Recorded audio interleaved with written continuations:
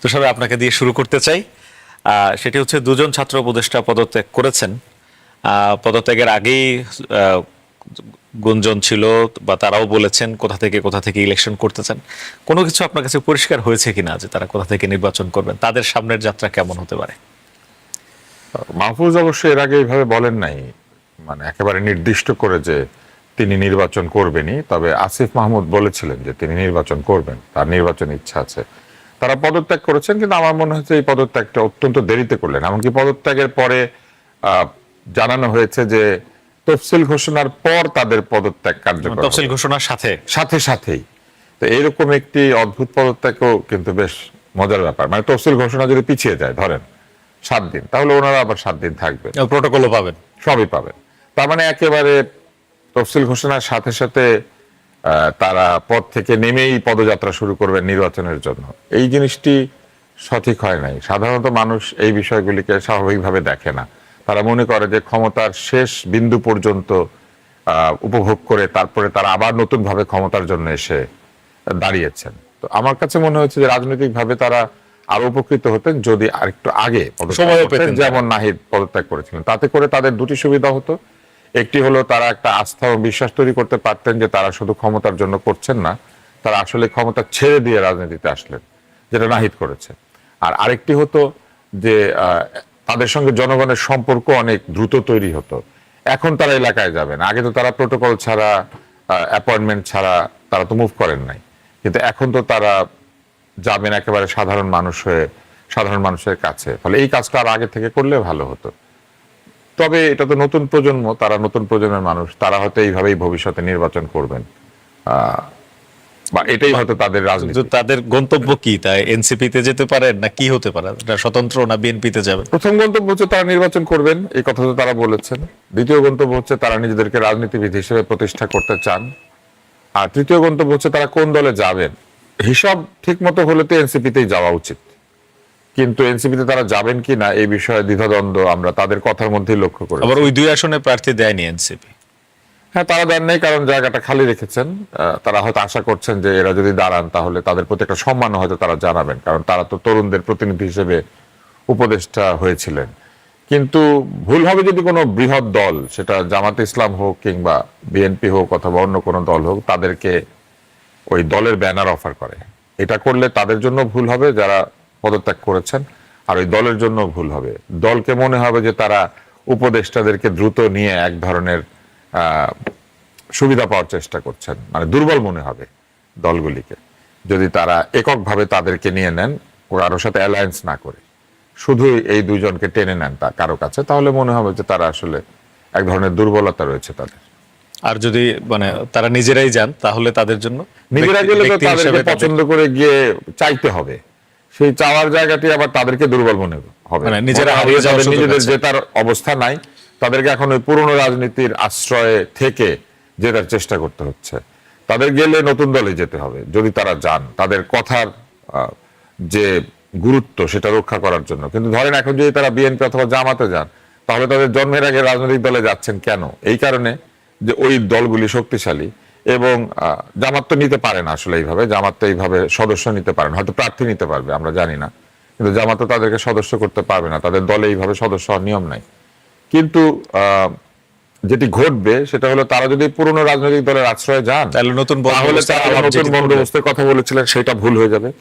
তারপরে তারা যে এতদিন সমালোচনা করেছেন বিভিন্ন জায়গাতে তরুণরা, যে এই পুরনো দলগুলি বাংলাদেশের এরকম অবস্থা বানিয়েছে, বাংলাদেশের আজকে যে পরিস্থিতি এর জন্য পুরনোরা দায়ী, আন্দোলনে প্রবীণরা ছিল না, আন্দোলনে প্রৌঢ়রা ছিল না, আমরাই ছিলাম, এরকম তারা বলেছেন।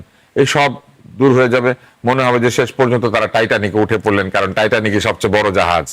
হ্যাঁ, যদিও তারা সবসময় বলেছেন টাইটানিক ডুবে যাবে, তো এই জন্য এটা ঠিক হবে না। জি, ধন্যবাদ আপনাকে। জনাব মুজিবুর রহমান মঞ্জু, এনসিপি 125 আসনে প্রার্থী ঘোষণা করেছে, আপনারা তাদের সঙ্গে একটা জোটেও আছেন, সমন্বয়টা কিভাবে করছেন? আর এই 2 উপদেষ্টার গন্তব্য নিয়েও যদি বলতে চান।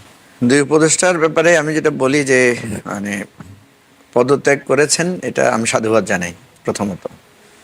কারণ টোটাল বিষয়টাই কিন্তু একটা অপরিকল্পিত বা একটা হঠাৎ করে ঘটে যাওয়া ঘটনার মধ্য দিয়েই তারা কিন্তু ক্ষমতার চেয়ারে বসেছেন।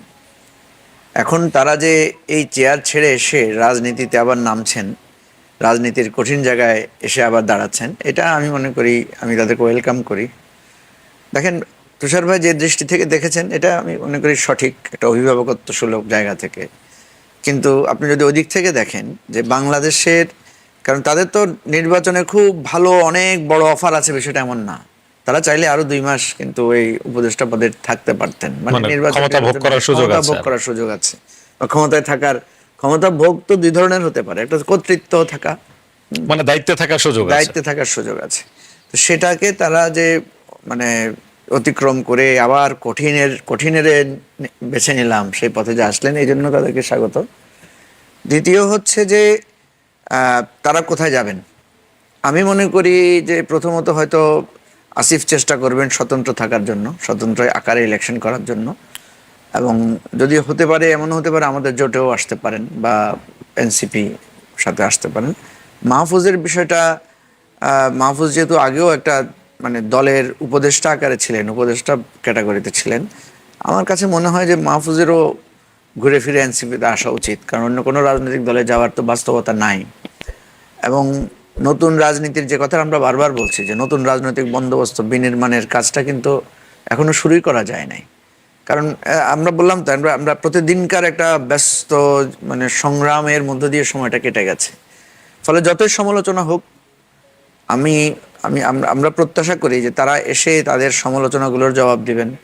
তারা এসে যদি তাদের কোনো ভুল ত্রুটি করে থাকেন, সেটার জন্য মানুষের কাছে তারা নমনীয়তা দেখাবেন, এবং আলটিমেটলি নতুন রাজনীতিটাকে দাঁড় করানোর জন্য তারা চেষ্টা করবেন। তারা কি কোনো হিসাব প্রকাশ করবেন আপনার মনে হয় এতদিনে তাদের না, আয় ব্যয়? আজকে তো আমি শুনেছি যে আসিফ তার একটা হিসাব দিয়েছেন, মানে তার কার্যক্রমের একটা না, বিবরণ সে কি কি দিয়েছেন। কাজ করেছে, উন্নয়ন কাজ কি কি হয়েছে, কিন্তু এগুলোর একটা হিসাব তার নিজেরও মনে হয় একটা অ্যাকাউন্ট সে প্লেস করেছে। আমি যতটুকু শুনেছি যে তার পাসপোর্ট সারেন্ডার করেছে, কূটনৈতিক পাসপোর্ট, এবং তার হিসাবও একটা দিয়েছে তার সম্পদের। এনিওয়ে, আমি আমি আমার ভুলও হতে পারে, তো আমি মনে করি দেওয়া উচিত, দিলে তো ভালো। এটা একটা নতুন যাত্রা, নতুন মানে উদাহরণ হয়ে থাকবে।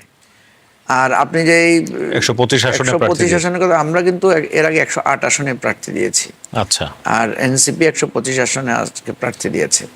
আমাদের যেটা হবে যে আমরা এখন এই 2 প্রার্থী, তারপর আরো আমাদের তো আরো দল নতুন করে যুক্ত হবে, বা রাষ্ট্র সংস্কার আন্দোলন আছে, আমরা একটা কমিটি করব ইমিডিয়েটলি।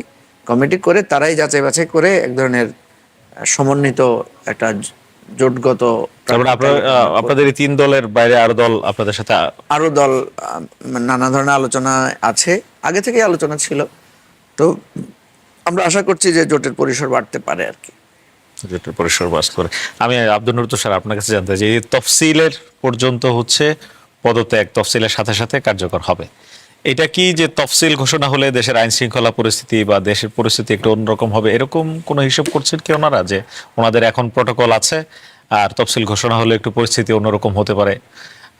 আমার সেটা মনে হয় না, বরং তফসিল ঘোষণার সঙ্গে সঙ্গেই তো আসলে যেটি হবে নির্বাচনের ডামাডোল শুরু হয়ে যাবে, এবং নির্বাচনের তো পুরো রোডম্যাপটা আমরা পেয়ে যাব, যে কত দিনের মধ্যে মনোনয়ন জমা দিতে হবে, কবে প্রত্যাহার, কবে মনোনয়নপত্র ফাইনালাইজড হবে, কত দিনের প্রচারণা, এই সব কিছু তো তখন আমরা জেনে যাব। ফলে আমার ধারণা যে তারা ওই ম্যাক্সিমাম টাইমটুকু মানে সেই সময়টুকু পর্যন্ত, যাতে একেবারে যতটুকু সময় নির্বাচনের জন্য তফসিলের পরে পাওয়া যাবে পুরোটাই তারা চাচ্ছে। এটা খারাপ কিছু না, তবে আবার এটাও ঠিক যে যতটুকু সময় পর্যন্ত নির্বাচনে অংশ নিলে দায়িত্বে থাকা যায় ততটুকুই আবার তারা থেকে নিলেন। তার মানে তারা এই পুরো আন্দোলনের ডে 1 থেকে, মানে দায়িত্ব পরিবর্তনের 5ই আগস্টের ডে 1 থেকে একেবারে তফসিল পর্যন্ত পুরো সময়টা তারা আন্দোলনের গাছে ছিলেন। এখন আন্দোলনের তলায় এসে, গাছের তলায় এসে বাকিটা কুড়াচ্ছেন। জি, ধন্যবাদ দুজন।